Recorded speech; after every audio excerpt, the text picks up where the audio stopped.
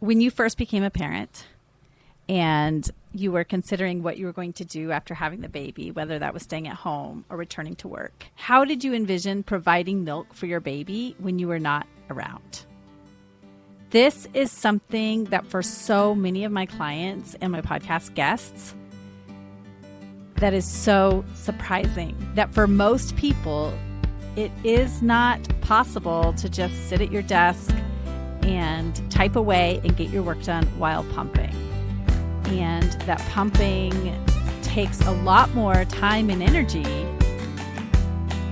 than we originally expected. So as you listen to Ashley's personal stories, reflect on your experiences with providing milk for your baby when you were gone, whether that was during quick trips to the grocery store or if you worked full-time outside of the home and needed a way for care providers to provide milk to your baby, because this is a challenge that so many people face. So, welcome to the Milk Making Minutes. I'm your host, Lo Nigrosh. I'm an international board-certified lactation consultant, a doula, and a childbirth educator on a mission to demystify human milk feeding. My name is Ashley Mooneyham. I am married to my husband, Dave, and we have one daughter who is 2.5 currently. Her name is Nora, and I'm actually halfway pregnant with baby number 2. Oh, I guess. exciting. Yep, so we have a baby boy on the way. Oh, amazing. Congratulations. Thank you. I feel like the prep for the second baby, feels a little bit different than for the first. I don't know how that's feeling for you. Maybe we can talk about it Absolutely. a little bit as it relates to baby feeding for sure. Yep. Yeah, it's all about preparing my toddler for that transition and really trying to get all of the big things out of the way as much as possible in terms of potty training and big girl Mm, bed transition. But she's such a little caretaker and she's so excited to help with the baby and do the baby bottles. So I'm hoping that'll be a really fun thing for both of us. yeah, that's awesome. Well, congrats. That's great news. Thank you. So I'm going to take you back to long before you had your own child, Mhm. back into when you were a child yourself. And I would love to know what exposure you had to baby feeding, both breastfeeding and bottle as a child. Well, my personal experience, my mom had me when she was a college student. So she was going to courses still, taking exams, and it wasn't easy for her to manage that in breastfeeding. So personally, I Mm, was raised on formula, and I'm so glad that formula exists and has improved since I was a child. Um, yes. and then watching other babies feed, um, I would say the majority of my exposure was pumped breast milk that I was able to help feed my baby cousins with baby bottles. And most of my family chose to approach it that way or formula.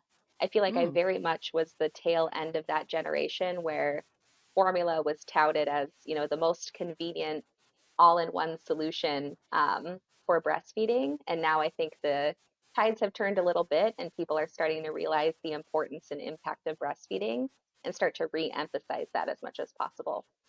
yes, exactly. Yeah. And when you think about your childhood, do you remember ever seeing anybody feed a baby from their body? That's a really good question. In my childhood, it was rare.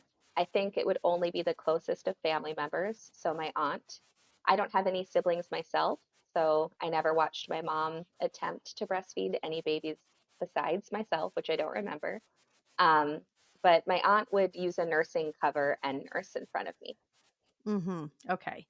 Um, And then as you were preparing to have your own child, did you know anybody else who had had babies before you, who were more peers that had breastfed? And what were the messages that you were getting as you were preparing during pregnancy and maybe even in the pre-pregnancy stage?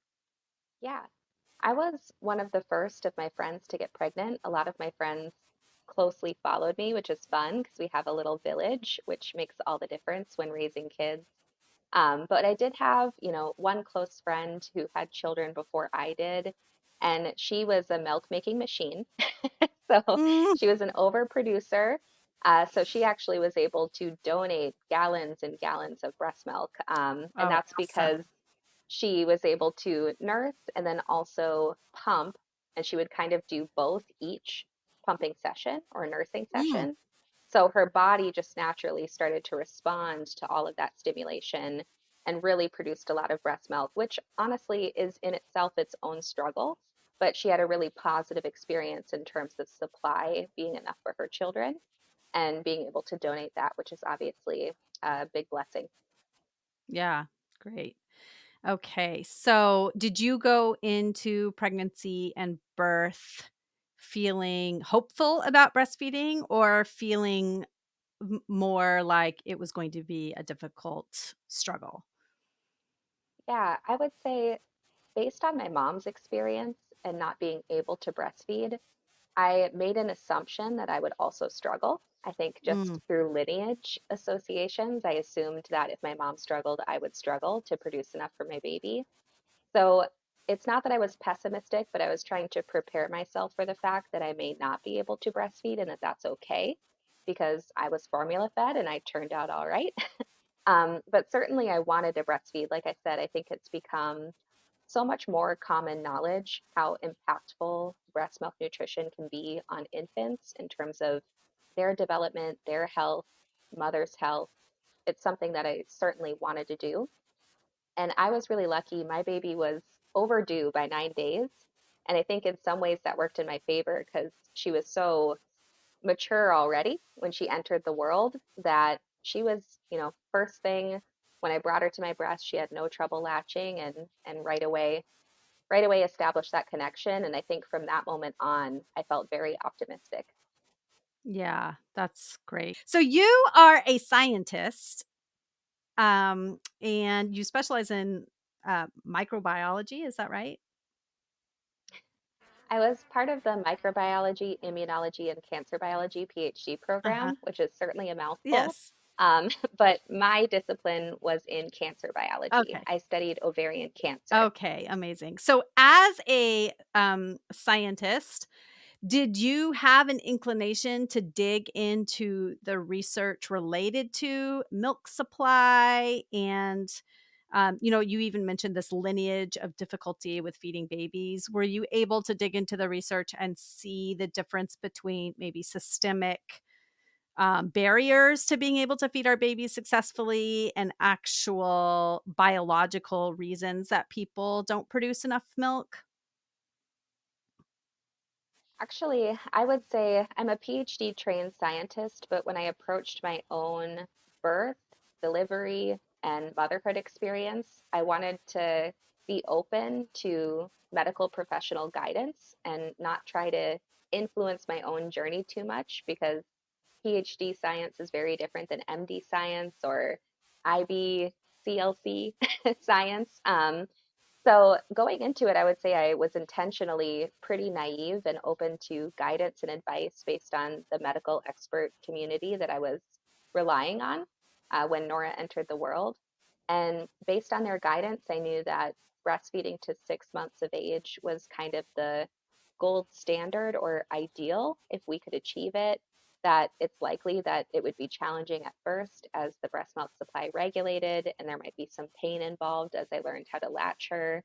And I really just dug into less scientific research and more community support in terms of looking for other mothers, looking for lactation consultants, looking for breastfeeding groups and nursing groups on social media to really guide that journey.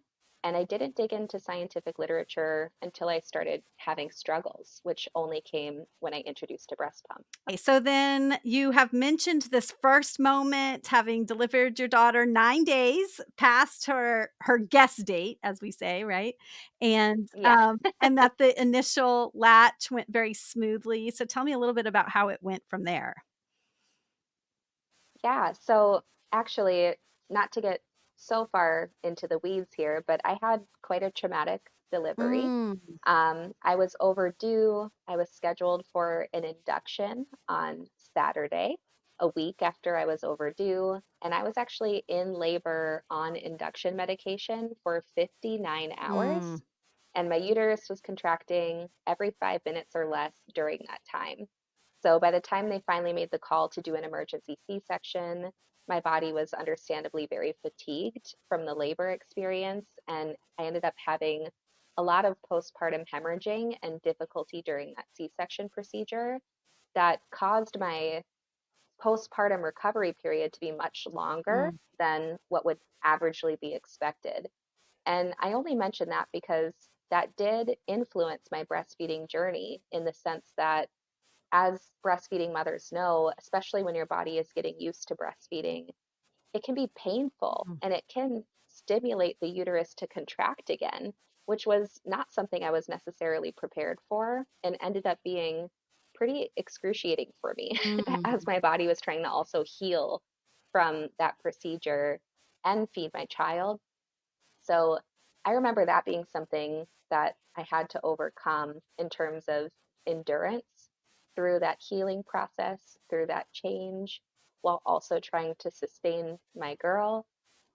I was really lucky. My husband was very supportive and at times would wake up in the middle of the night with me and literally hold my child to my breast mm, so I wouldn't have to mm. even do that holding myself because it became so physically labor intensive for me until I had healed a bit more. So that was one of the earliest challenges that I faced. But like I said, at least I was lucky that I had a baby who very naturally latched to the breast, fed, was motivated to feed, didn't fall asleep at the breast like a lot of my friends have had in these hour-long nursing sessions. So, I always say no journey is perfect. You got to focus on the good and try to get through the bad. And my bad was more my personal healing journey while Mm. starting to nurse my daughter. Yeah, I think a lot of people are very surprised by how much that can impact baby feeding Hmm. and milk supply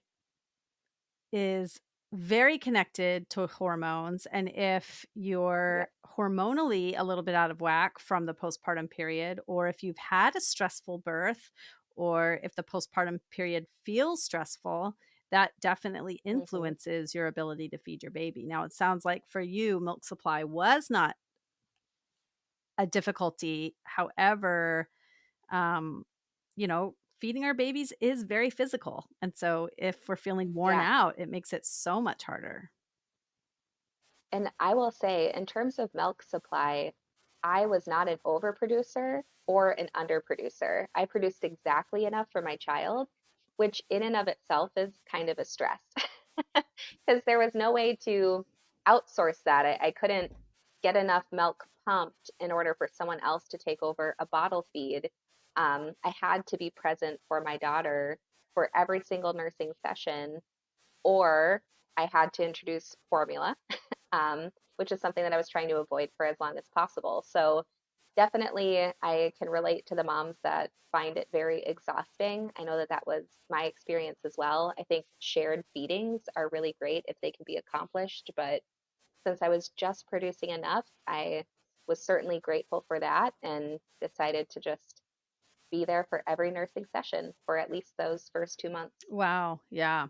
Yeah. And there are a lot of places culturally where the expectation really is you lay in the bed with your baby for the first Mm, 40 plus days and you're not doing yep. anything else. And that really gives our bodies an opportunity to rest. But that is just not standard practice here in the US. We're expected to be cooking for our families and doing the laundry and Yeah. doing the dishes and sweeping and mopping the floor, all the things we used to do while we're recovering from birth. And even in the best of circumstances, our bodies really aren't ready for that.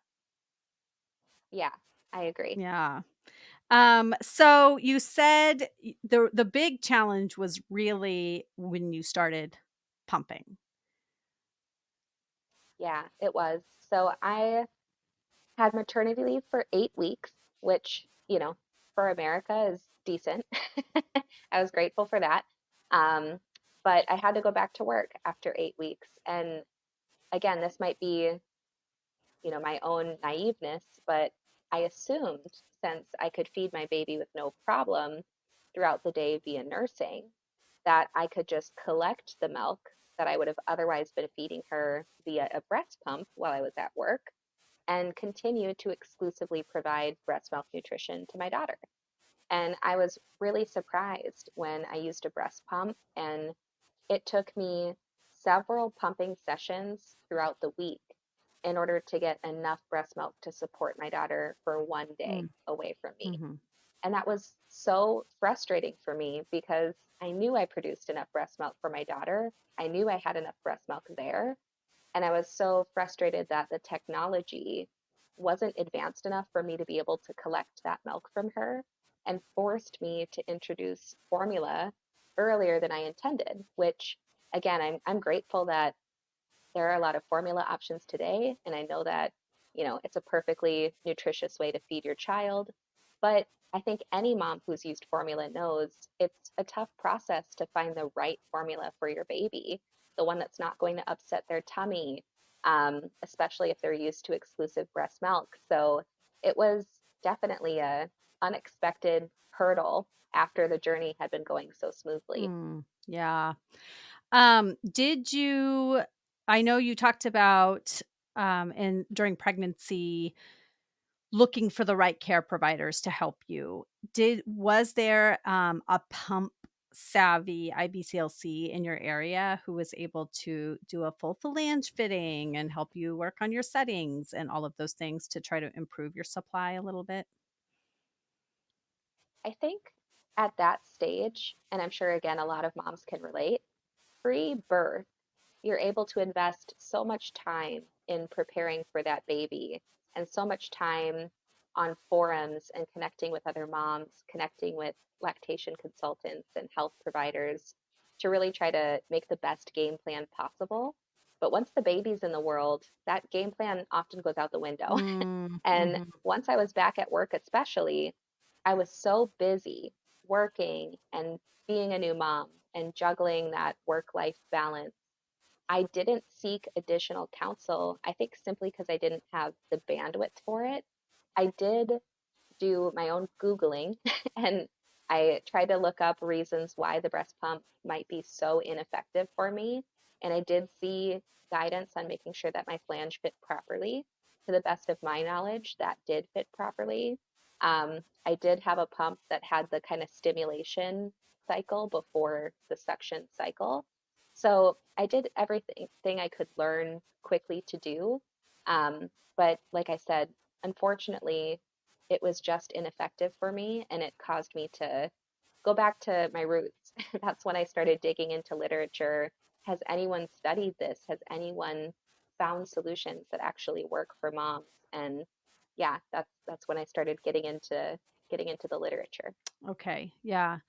Yeah, I do, phalange fittings pretty frequently in my practice, and I'm Hmm. surprised, um, when people say, "Oh, yeah, I did a flange fitting," and I see them and there's the vast majority of people, and this is not just from my research, but from, people who I really respect who have done, both official and unofficial studies on this. The vast majority of people that we see who are properly fitted and producing a good amount of milk are anywhere between a size 10 millimeter and a size 17 millimeter phalange.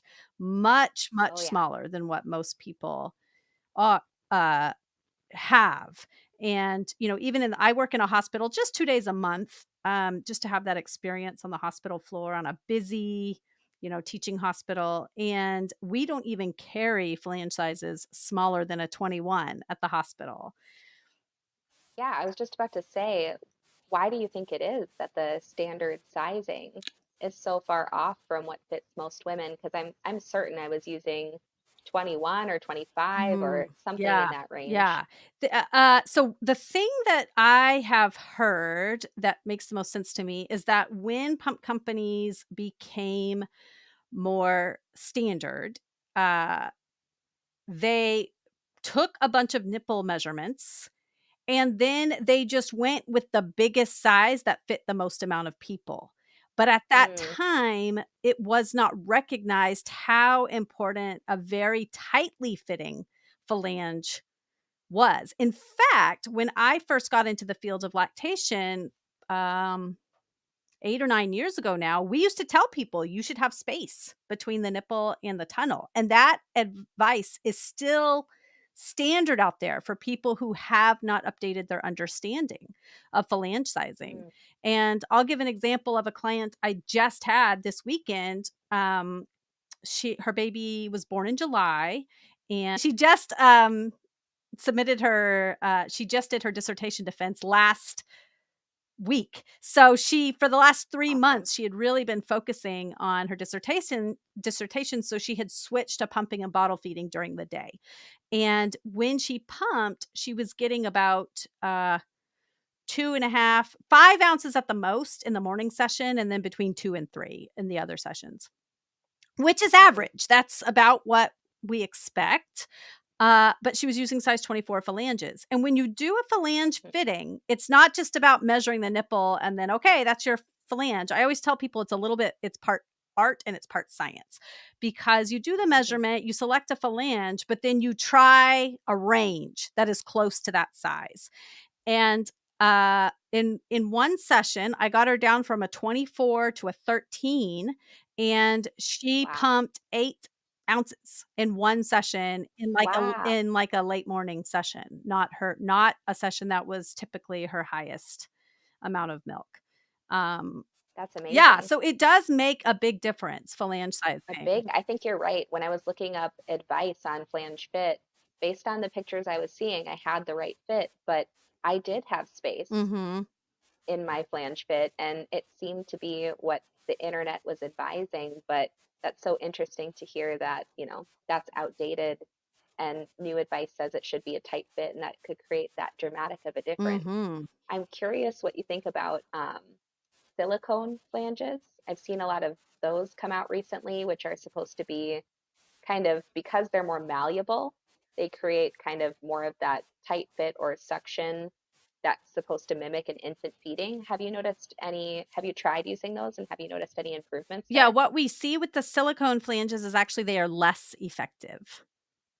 Oh, interesting. Yeah, Okay. yeah, and, and you know this very well, the mechanism by which Yeah. babies extract milk is very, very different than the mechanism Mm-hmm. by which pumps extract milk. Just because you soften the phalange does not then Hmm. translate to all the things that are happening inside of a baby's mouth, both the positive pressure, the negative pressure, the tongue movement, Yeah. the actual mammary tissue compression, which is very Yeah. different than just a sucking that happens Yeah. at the pump. Yeah.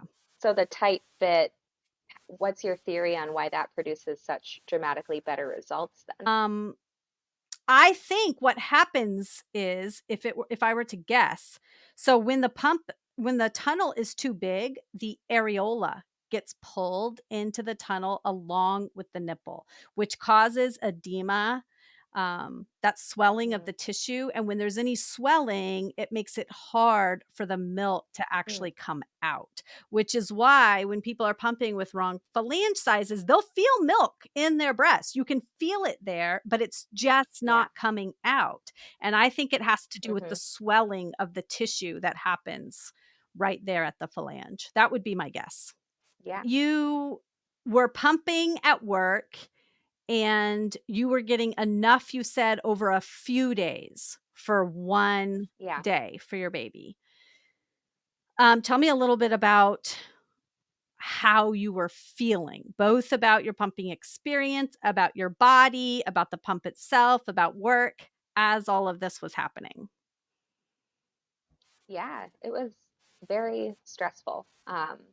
Every time that I would sit down to pump, I would feel really stressed, really discouraged. I would try a lot of different things, but also be frustrated that I had to try so many different Mhm. things. I tried watching videos of my daughter to try to make that connection with nursing while I was using the breast pump. I tried relaxing. I tried warm compresses and hand massage, but it just felt like such a to do every time that I was using a breast pump. And the results were so unsatisfying at the end of the day. And I think a lot of women can relate to this, but I would spend so long at the pump in hopes that increasing the suction power to that uncomfortable level or spending an extra 10 minutes at the pump would result in something better.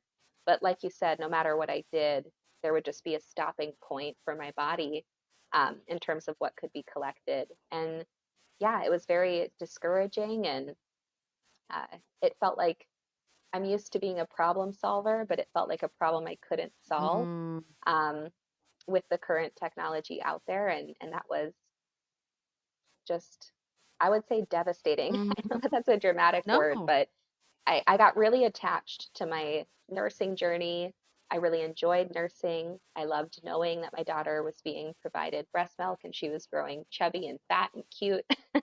And it really, really devastated me when I had to introduce formula only because it seemed to cause stomach issues for my daughter until I found the right formula for her, or maybe until she just got used to having a part formula diet. And it felt so unnecessary that my daughter was having to struggle with new tummy aches, new constipation, new worries as a new mom, uh, all because I had to work and provide breast milk remotely and I didn't have the tools to do so effectively. Yeah, I don't think devastating is too strong of a word to use. We have a biological urge to feed our babies from our bodies. Yeah. And I too am very thankful we have other ways to do so in a society where we do not provide enough supports for enough people to Hmm. do that exclusively. It is devastating. It's devastating for so many Yeah. people. Yeah. And then I know friends that had children after me, even scarier, the formula shortage that recently Mm. happened. It just really goes to show even things that we depend on or expect can go away. It feels so out of your control. I remember that being a really scary time, and I was lucky to be at the tail end of my breastfeeding journey when that all Mm. happened. But just I think more reason recently that people have realized how important it is, if possible, to provide for your baby biologically. Yeah. So did you continue to feed your baby from the breast when you were with her and then supplement when you were not with her? I did. So my breastfeeding journey in total lasted 10 months, which I'm proud of. Um, but like I said, it had to be balanced with formula, which eventually was the balance that we were able to strike. Um, and I nursed as long as I could. I think hormonally, there was a point in time where breastfeeding, my body was telling me that I needed to stop that journey for myself. And that was a little tough as well because Mhm. I was hoping to make it to a year. Mhm. But ultimately, happy mom, happy baby. You got to make the decisions that are right for your health as well as your baby's health and try to always be balancing that together. So ultimately, I was proud of the 10 months I was able to provide breast milk, Mhm. and my daughter transitioned away from breast milk no problem. Yeah. And you said hormonally you were feeling like it was that time. So what was going on in your body that was making you feel like, "Oh, okay, it's we need to make a different decision here?" Yeah, so my daughter was starting to eat solid foods, and she actually took to solid foods pretty quickly. She really started enjoying eating and she liked eating. So I'm not sure what happened because, again, I'm not a professional in this arena, but it felt like my supply was dropping and the hormones associated that were dropping. And then I reached a level that it was almost like 10 months postpartum. That's when I was at my darkest emotionally. Mhm. And I didn't make any connections there right off the bat. I stayed in that dark place probably for a month and just couldn't figure out what was wrong because in reality, nothing was wrong. My baby was still wonderful. My marriage was still strong. My work was going well. So I was like, why do I feel like I'm in such a dark place? And again, I think that's where a community of moms or professionals, whatever you lean on as a mother, but you want that village. That's where that really comes in because I know a lot of women at different phases in their postpartum journey, there's just a point in their hormonal rebalancing that really affects them emotionally. And breastfeeding has a huge impact on hormones. And so I just reasoned that something I could try was weaning in order to kind of eliminate that variable and try to get back to some homeostasis there. And yeah, I was able to wean my daughter slowly over the course of a month. I just dropped, I think, like one feeding a week. Because at that point, I wasn't doing so many feedings throughout a day. And that was a really smooth transition for us. And ultimately, something stabilized after that journey was final, where it was hard to wean, but once I had weaned, it's almost like I was able to gain back some of my independence and self identity again Mm, after that. mhm. Yeah. Thank you for sharing that story. I think it surprises people when they are in a rhythm and then suddenly something feels off. And Yeah. I think it's really important for people to understand that the postpartum period lasts for 2 years, really. You are going through so Oh, many yeah. transitions hormonally and emotionally, psychologically, that a lot of research indicates that the postpartum period is way longer than we expected. I fully believe that. I I said a lot because this pregnancy this baby boy I'm currently pregnant with was intentional. It was a pregnancy we were trying for, but I didn't feel ready to try Mhm. until my daughter turned 2.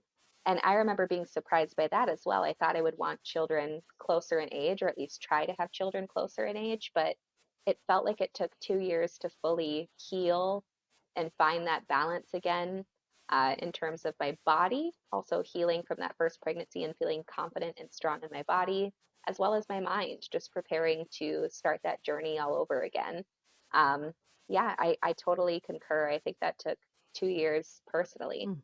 Um, and there was lots of joy throughout that 2 year period, but when you're really sitting down to think, it's like, "Ah, I don't feel like myself yet. It takes some time." Yeah, it takes a long time. My kids are almost 10 and 6, and I feel like in just the last couple of years, I've started to feel like Hmm. I'm emerging from that postpartum cocoon a little bit. It might take longer for some Yeah. people than others, but And that young Mm, child cocoon too, yes. because they're depending on you so much throughout those early childhood years. I hear that a lot actually from parents that Mhm, once your kids have graduated from 4 to 5, usually is when it's like, oh, the last bit of haze mhm. is clearing, Right, yeah, yeah, that's a So, good way to yeah, put it. You suddenly look around and you're like, "Oh, wow, this is what the world is like." yeah, right. Yeah. Yeah, Are you thinking about this pregnancy and postpartum period any differently than you did the first time around when it comes to thinking about baby feeding or how you'll find the supports you need?